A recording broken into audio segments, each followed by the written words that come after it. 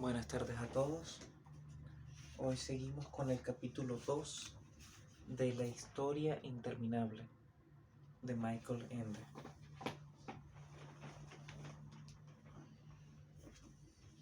Capítulo 2.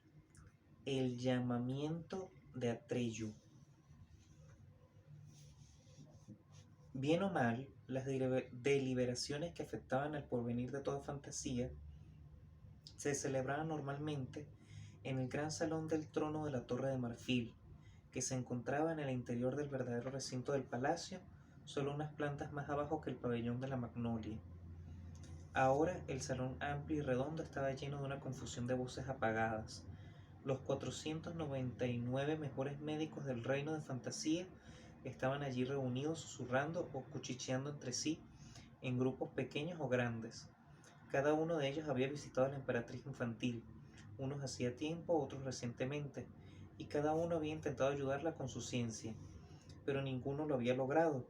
Ninguno conocía su enfermedad ni las causas, ninguno sabía cómo curarla, y el número 500, el más famoso de todos los médicos de fantasía, de quien se decía que no había hierba medicinal, hechizo ni secreto de la naturaleza que no conociera, llevaba ya horas con la enferma, y todos esperaban con impaciencia el resultado de su visita. Ahora bien, una reunión así no debe imaginarse naturalmente como un congreso de médicos humanos. Desde luego, en fantasía había muchos seres que en su aspecto exterior eran más o menos parecidos a los hombres, pero había por lo menos otros tantos que parecían animales o criaturas de especies totalmente distintas. Si variada era la multitud de mensajeros que bullía afuera, igualmente diversa era la concurrencia del salón. Había médicos enanos con barba blanca y joroba, médicas hadas, con túnicas relucientes de un azul plateado y estrellas recentillantes en el cabello. Había genios acuáticos de vientres abultados y membranas natatorias en pies y manos. Para ellos se habían instalado expresamente baños de asiento. Pero había también serpientes blancas, enroscadas en la gran mesa del centro del salón, elfos abeja y hasta brujas, vampiros y espectros que en general no eran considerados bienhechores y salutíferos. Para comprender la presencia de estos últimos es absolutamente necesario saber una cosa. La emperatriz infantil era, como indica su título, la soberana de todos los incontables países del reino sin fronteras de fantasía, pero en realidad era mucho más que una soberana, o mejor dicho, era algo muy distinto. No gobernaba, nunca había utilizado la fuerza ni hecho uso de su poder, no mandaba nada ni daba órdenes a nadie, nunca atacaba ni tenía que defenderse de ningún atacante, porque a nadie se le hubiera ocurrido levantarse contra ella y hacerle daño. Para ellas todos eran iguales. Solo estaba allí, pero estaba allí de una forma especial. Era el centro de toda la vida de fantasía, y todas las criaturas, buenas o malas, hermosas o feas, divertidas o serias, necias o sabias, todas estaban allí solo porque ella existía. Sin ella no podía subsistir nada, lo mismo que no puede subsistir un cuerpo humano sin corazón. Nadie podía comprender del todo su secreto, pero todos sabían que era así, y por eso le respetaban por igual todas las criaturas de aquel reino, y todas se preocupaban igualmente por su vida, porque su muerte hubiera sido también el fin de todos, el hundimiento del inmenso reino de fantasía. Los pensamientos de Bastián vagaban. En su recuerdo, vio de pronto otra vez el largo pasillo de la clínica en que habían operado a mamá. Él se había sentado esperando muchas horas con su padre delante de la sala de operaciones. Cuando su padre había preguntado luego cómo estaba mamá, había recibido solo respuestas evasivas. Nadie parecía saber exactamente cómo estaba. Por fin había venido un hombre calvo de bata blanca que parecía cansado y triste. Les había dicho que todos los esfuerzos habían sido inútiles y que lo sentía mucho. Le había dado los dedos a la mano y había murmurado mi sentido pésame. Después todo había cambiado entre su padre y Bastián. No exteriormente. Bastián tenía todo lo que podía desear. Tenía una bicicleta de 3 marchas, un tren eléctrico, muchas tabletas de vitaminas, 53 libros, un hámster, un acuario con peces tropicales, una máquina de fotos pequeña, 6 navajas y todo lo imaginable. Pero en el fondo todo no le importaba nada. Todo eso no le importaba nada. Bastián recordaba que su padre antes había jugado de buena gana con él. A veces hasta le había contado o leído historias, pero aquello había terminado. Ya no podía hablar con su padre. Alrededor de éste había como una pared invisible que nadie podía atravesar. A Bastien nunca lo regañaba, nunca lo reñía ni lo elogiaba. Tampoco dijo nada cuando lo suspendieron. Solo lo miró de aquella forma ausente y preocupada, y Bastien tuvo la sensación de no estar allí. Esa sensación era la que casi siempre tenía con su padre. Cuando por la noche se sentaban juntos delante de la televisión, Bastien se daba cuenta de que su padre no la miraba, sino que estaba lejos, muy lejos con el pensamiento donde él no podía alcanzarlo. O algunas veces cuando los dos tenían un libro, Bastien se daba cuenta de que su padre no leía porque durante horas contemplaba la misma página sin leerla. Bastien comprendía que su padre estaba triste. También él había llorado entonces muchas noches, tanto que a veces tenía que vomitar a causa de los sollozos. Pero aquello había pasado poco a poco, y después de todo él estaba allí. ¿Por qué no hablaba con su padre con él? ¿Por qué no hablaba de mamá, de cosas importantes y no solamente de lo imprescindible? Si se supiera al menos, dijo un espíritu del fuego largo y delgado, en qué consiste su enfermedad. No tiene fiebre, no tiene nada inflamado, ninguna erupción, ninguna infección. Es simplemente como si se estuviera extinguiendo sin saber por qué. Al hablar le salían de la boca después de cada frase pequeñas nubecillas de humo que formaban figuras. Aquella vez fue un signo de interrogación. Un viejo cuervo desplumado que parecía gran patata en la que alguien hubiera clavado al azar unas cuantas plumas negras, respondió con voz graznante. Era experto en enfermedades producidas por enfriamientos. No tose, no está constipada, no es ninguna enfermedad en sentido clínico. Se arregló las gruesas gafas sobre el pico y miró los circunstantes con desafío. En cualquier cosa, una cosa me parece evidente, zumbó un Scarabeus, coleóptero llamado también a veces escarabajo pelotero. Entre su enfermedad y las horribles cosas que nos informan los mensajeros de toda fantasía existe una misteriosa relación. Bah, le rebatió despectivamente un hombrecito de la tinta. Usted no hace más que ver misteriosas relaciones por todas partes. Y usted no ve ni siquiera el borde de su tintero, zumbó el Scarabeus irritado. Queridos colegas, se quejó un espectro demacrado envuelto en una larga bata. No empecemos con disputas personales improcedentes, y sobre todo bajen la voz. Esas y otras conversaciones se oían por todas partes en el gran salón del trono. Quizá podía parecer extraño que seres tan distintos pudieran comprenderse entre sí, pero en fantasía casi todos los seres, incluidos los animales, conocían por lo menos dos idiomas. En primer lugar el propio, que solo hablaban con los de su especie y no entendía ningún profano, y en segundo lugar uno general, llamado fantasio clásico o gran lenguaje. Todos lo dominaban, aunque algunos lo utilizasen de una forma un tanto peculiar. De pronto se hizo silencio en la sala y todos los ojos se dirigieron hacia la gran puerta batiente que se estaba abriendo. Entró Cairón, el famoso y legendario maestro del arte médico. Era lo que en épocas más antiguas se llamaba un centauro. Tenía figura humana hasta las caderas y el resto de su cuerpo era de caballo. Sin embargo, Cairón era uno de los llamados centauros negros. Había venido de una región muy remota, situada lejos, muy lejos al sur. Por eso su parte humana tenía el color del ébano, y solo su pelo y su barba eran blancos y rizados.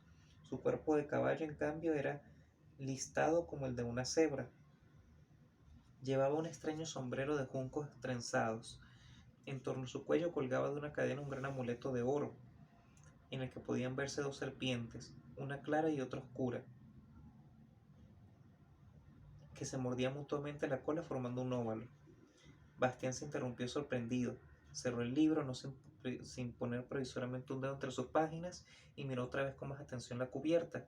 Allí estaban las dos serpientes que se mordían las colas formando un óvalo. ¿Qué podía significar aquel extraño signo? Todo el mundo sabía en fantasía lo que significaba aquel medallón.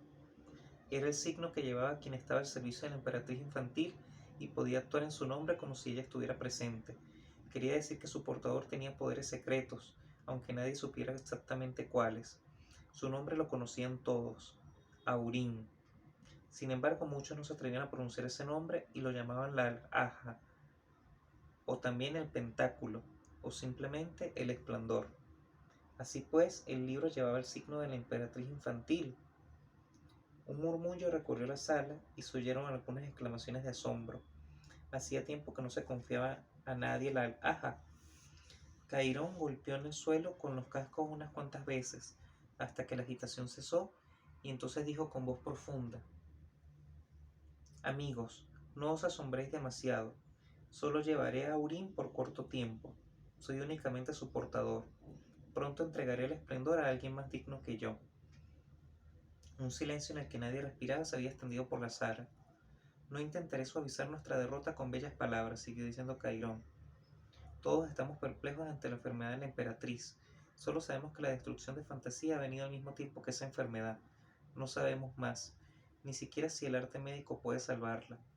Pero es posible, y confío en no ofender a nadie si hablo francamente, es posible que nosotros, los que estamos aquí reunidos, no reunamos todos los conocimientos ni toda la sabiduría. Incluso tengo la última y única esperanza de que en alguna parte de este reino sin fronteras de Fantasía exista un ser más sabio que nosotros, capaz de prestarnos consejo y ayuda. Pero eso es más que incierto. Donde quiera que pueda estar la posibilidad de salvación, una cosa es segura: su búsqueda requiere un explorador capaz de encontrar un camino en lo intransitable y no retroceder ante ningún peligro ni ningún esfuerzo. En una palabra, un héroe. Y la emperatriz infantil me ha dicho el nombre de ese héroe, el que confía su destino y el nuestro. Se llama Atreyu y vive en el mar de hierba, detrás de los montes de plata. Yo le entregaré a Urín y lo enviaré a la gran búsqueda. Y ahora ya lo sabéis todo.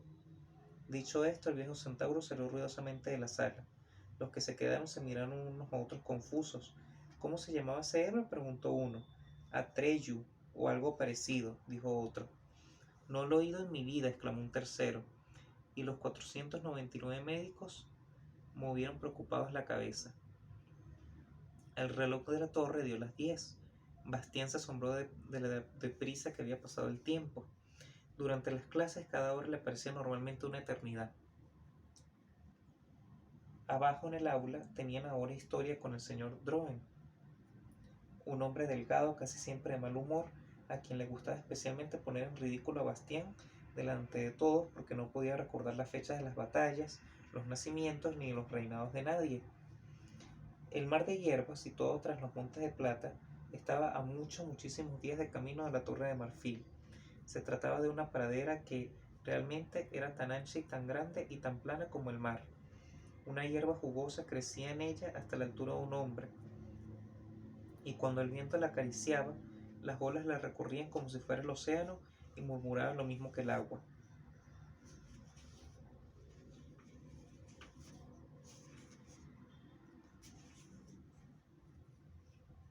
El pueblo que allí vivía se llamaba los hombres de hierba, o también los pieles verdes. Tenían el pelo de color negro azulado e incluso los hombres lo llevaban largo, y a menudo en trenzas, y su piel era de un color verde oscuro que tiraba un poco castaño, como el de las aceitunas. Llevaban una vida sumamente sobria, severa y dura, y sus hijos, tanto los chicos como las chicas, eran educados en el valor, la nobleza y el orgullo. Tenían que aprender a soportar el calor, el frío y las privaciones y poner a prueba su arrojo. Esto era necesario porque los Pieles Verdes eran un pueblo de cazadores. Todo lo que necesitaban para la vida lo fabricaban con la hierba dura y fibrosa de las praderas o lo sacaban de los búfalos purpúreos que en enormes rebaños recorrían el mar de la hierba. Aquellos búfalos purpúreos eran casi 2 veces mayores que toros o vacas corrientes. Tenían una piel de pelo largo, brillo sedoso y color rojo púrpura, y unos cuernos formidables, de puntas duras y afiladas como puñales. En general eran pacíficos, pero cuando husmeaban un peligro o se sentían atacados, podían ser tan terribles como una fuerza de la naturaleza. Nadie se hubiera atrevido a cazar a aquellos animales, salvo los Pieles Verdes, que además lo hacían solo con arcos y flechas. Preferían la lucha caballeresca y por eso ocurría a menudo que no era el animal sino el cazador quien perdía la vida. Los Pieles Verdes querían y respetaban a los búfalos purpúreos y creían que únicamente tenían derecho a matarlos porque estaban dispuestos a ser matados por ellos. La noticia de la enfermedad de la emperatriz infantil y de la fatalidad que amenazaba toda Fantasía no había llegado aún a aquellas tierras. Hacía ya mucho tiempo que ningún viajero llegaba a los campamentos de los Pieles Verdes. La hierba crecía más jugosa que nunca, los días eran claros y las noches estrelladas. Todo parecía ir bien. Pero un día apareció en el campamento un viejo centauro negro de pelo blanco. Su piel chorreaba sudor, parecía mortalmente exhausto y su rostro barbudo estaba consumido y demacrado. En la cabeza llevaba un extraño sombrero de juncos tejidos y el cuello una cadena de la que colgaba un gran amuleto. Era Cairón. Se quedó de pie en medio del espacio despejado que rodeaban las tiendas del campamento en círculos cada vez más anchos, allí donde los ancianos se reunían para el consejo o donde en los días de fiesta se bailaban bailes y se cantaban viejas canciones. Esperó y miró a su alrededor, pero a su alrededor solo se apretaban mujeres y hombres muy viejos y niños muy pequeños, que lo miraban curiosos. Impaciente golpeó el suelo con los cascos. ¿Dónde están los cazadores y cazadoras?, resopló, quitándose el sombrero y secándose la frente. Una mujer de pelo blanco con un bebé en los brazos respondió: todos han ido de casa, no volverán hasta dentro de 3 o 4 días. ¿Está Atreyu con ellos?, preguntó el centauro. Sí, extranjero. ¿Pero de qué lo conoces? No lo conozco, id a buscarlo. Extranjero, respondió el anciano con muletas, difícilmente vendrá porque hoy es su casa. Comienza la puesta del sol. ¿Sabes lo que eso significa? Cairón sacudió sus crines y piafó. No lo sé y tampoco importa, porque tiene algo más importante que hacer. Ya conocéis el signo que llevo, por lo tanto, id a buscarlo. Vemos la alhaja, dijo una niña, y sabemos que te envía la emperatriz infantil. ¿Pero quién eres tú? Me llamo Cairón, refunfuñó el centauro. Cairón el médico, si es que os dice algo. Una anciana encorvada se adelantó y dijo: es verdad, lo conozco. Lo vi una vez cuando todavía era yo joven. Es el médico más importante y famoso de fantasía. El centauro hizo un gesto de saludo con la cabeza. Gracias, mujer. Y ahora, si alguno de vosotros fuera tan amable y trajese de una vez a Atreyu, es urgente. Está en juego la vida de la emperatriz infantil. Yo lo haré, gritó una niña que tendría unos 5 o 6 años. Corrió y pocos segundos más tarde se la pudo ver entre las tiendas sobre un caballo sin silla que partía al galope. Vaya, por fin, refunfuñó Cairón, y perdió el conocimiento. Cuando volvió en sí, no supo al principio dónde estaba porque a su alrededor reinaba la oscuridad. Solo poco a poco se dio cuenta de que se encontraba en una tienda espaciosa, echado sobre una manta de piel. Parecía ser de noche, y por una grieta de la cortina que hacía de puerta, penetraba el resplandor de las llamas de una hoguera. Por los clavos de una herradura, ¿cuánto tiempo llevo aquí? Una cabeza echó una ojeada por la cortina de la puerta, se retiró y alguien dijo: sí, parece que se ha despertado. Entonces la cortina fue corrida a un lado y entró un muchacho de unos 10 años. Llevaba pantalones largos y zapatos de cuero blando de búfalo. Tenía el torso desnudo y solo le colgaba de los hombros un manto purpúreo, al parecer de pelo de búfalo, que le llegaba hasta el suelo. Su pelo largo y de color negro a su lado lo llevaba atado en la nuca con tiras de cuero, formando una trenza. En la piel verde aceitunada de su frente y sus mejillas había pintados de color blanco algunos adornos sencillos. Sus ojos oscuros centellaban coléricos mirando al intruso, pero por lo demás no se apreciaban sus facciones emoción alguna. ¿Qué quieres de mí, extranjero?, preguntó. ¿Por qué has venido a mi tienda? ¿Y por qué me has privado de mi casa? Si hubiera matado hoy al gran búfalo y mi flecha estaba ya en la cuerda cuando me llamaron, mañana sería un cazador. Ahora tendré que esperar un año entero. ¿Por qué? El viejo centauro lo miró desconcertado. ¿Eso quiere decir, preguntó por fin, que eres Atreyu? Sí, extranjero.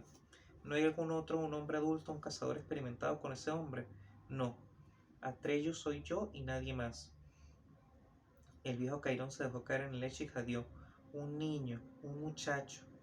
Realmente las decisiones de la emperatriz infantil son difíciles de comprender. Atreyu callaba esperando inmóvil. Perdóname, Atreyu, dijo Cairón, con sola dificultad podía dominar su agitación. No tenía la intención de ofenderte, pero sencillamente ha sido una sorpresa demasiado grande. A decir verdad, estoy desesperado. Me pregunto seriamente si la emperatriz infantil sabía de veras lo que hacía elegir a un niño como tú. Evidentemente es una locura, y si lo hizo deliberadamente, entonces, sacudió con violencia la cabeza y balbuceó. No, no, si yo hubiera sabido quién me enviaba, me hubiera negado simplemente a transmitir su encargo. Me hubiera negado. ¿Qué encargo?, preguntó Atreyu. Es una monstruosidad, exclamó Cairón, dejándose llevar por la cólera. Cumplir esa misión hubiera sido probablemente algo imposible para los héroes más grandes y aguerridos, pero para ti, ella te envía a lo desconocido a buscar algo que nadie conoce. Nadie puede ayudarte, nadie puede darte consejos y nadie puede predecir lo que te aguarda. Y sin embargo tienes que decidir enseguida, ahora mismo sobre la marcha, si aceptas o no esa misión. No hay momento que perder. He galopado casi sin pausa 10 días con tus noches para encontrarte, pero ahora quisiera no haber venido. Soy muy viejo y estoy al cabo de mis fuerzas. Dame un trago de agua, por favor. Atreyu trajo un jarro de agua fresca de la fuente. El centauro bebió a grandes sorbos, luego se enjugó la barba y dijo un poco más tranquilo: Gracias, qué bien me hace. Ahora me siento mejor. Escucha, Atreyu, no necesitas aceptar este encargo. La emperatriz lo deja a tu elección, no te lo ordena. Yo se lo explicaré y ella encontrará otro. No debía de saber que eres un muchacho. Se habrá confundido con otro, esa es la única explicación. ¿En qué consiste la misión?, quiso saber Atreyu. En encontrar el remedio para la emperatriz infantil, respondió el viejo centauro, y salvar a Fantasía. ¿La emperatriz está enferma?, preguntó asombrado Atreyu.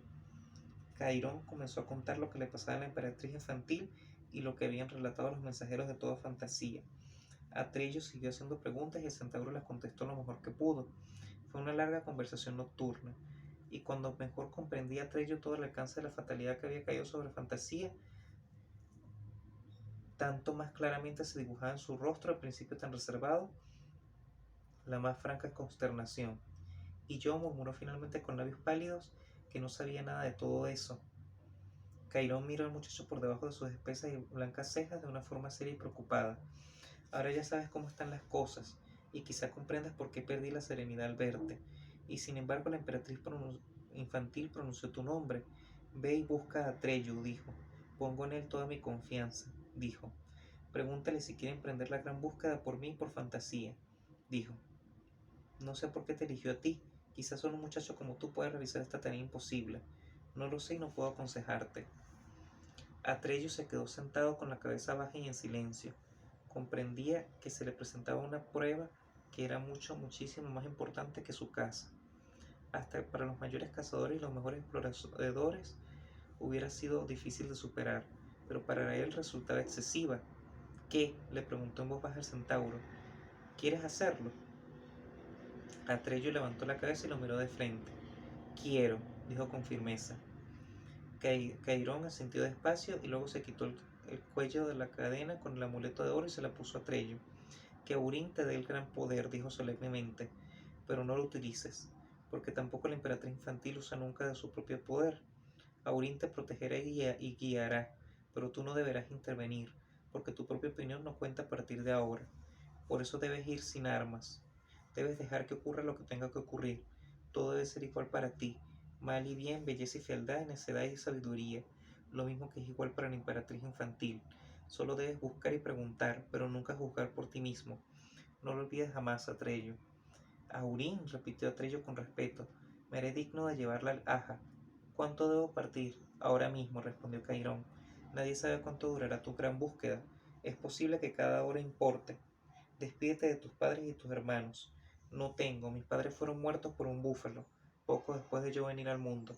¿Y quién te crió? Todas las mujeres y todos los hombres juntos.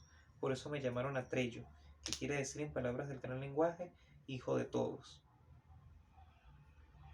Nadie podía comprender mejor que Bastián lo que eso significaba, aunque su padre viviera aún, y aunque Atreyu no tuviera padre ni madre.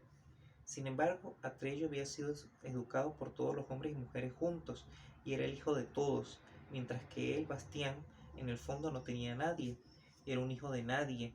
A pesar de todo, Bastián se alegraba de que de esa forma tuviera algo en común con Atreyu, que por lo demás no se parecía en nada a él, por desgracia, ni en su arrojo y decisión, ni en su aspecto físico. Y sin embargo, también él, Bastián, había emprendido una gran búsqueda que no sabía dónde lo conduciría ni cómo terminaría. Entonces, dijo el viejo centauro, es mejor que te vayas sin despedirte. Yo me quedaré y se los explicaré todo. El rostro de Atreyu se volvió aún más tenso y duro. ¿Por dónde he de empezar? Por todas partes y por ninguna, respondió Cairón. A partir de ahora estás solo y nadie puede aconsejarte, y así será hasta el fin de la gran búsqueda, acabe como acabe. Atreyu asintió. Adiós, Cairón. Adiós, Atreyu. Y mucha suerte.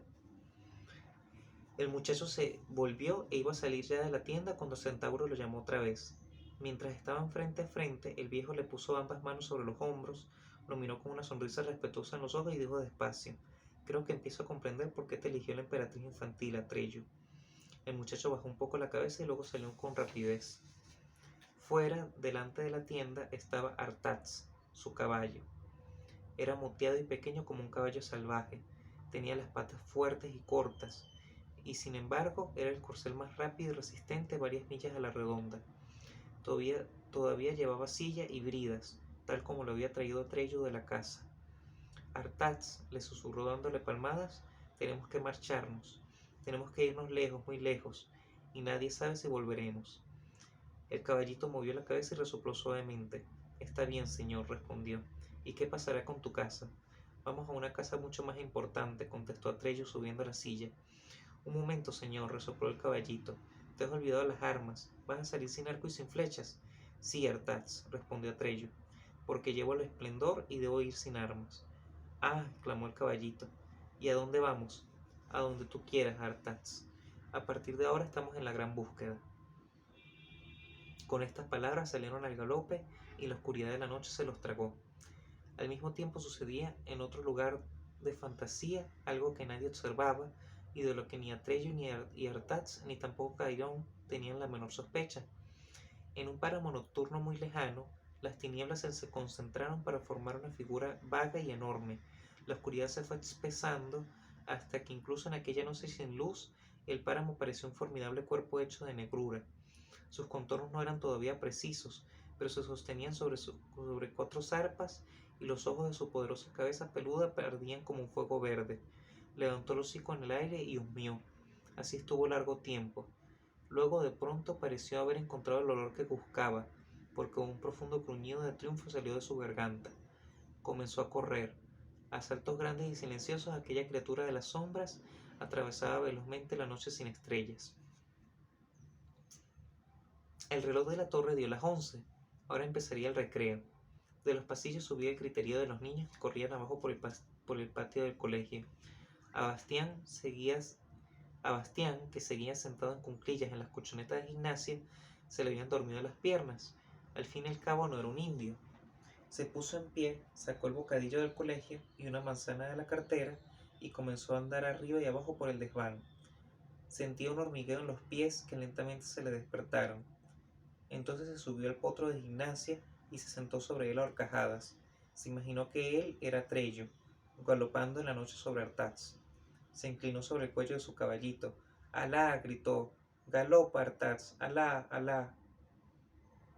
Luego se asustó. Era una imprudencia muy grande gritar tanto. Y si alguien lo había oído, esperó un rato escuchando.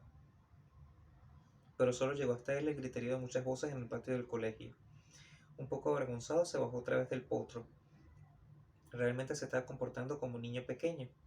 Desenvolvió el bocadillo y frotó la manzana contra su pantalón. Sin embargo, antes de morderla se detuvo un segundo. No, se dijo a sí mismo en voz alta. Tengo que administrar cuidadosamente mis provisiones.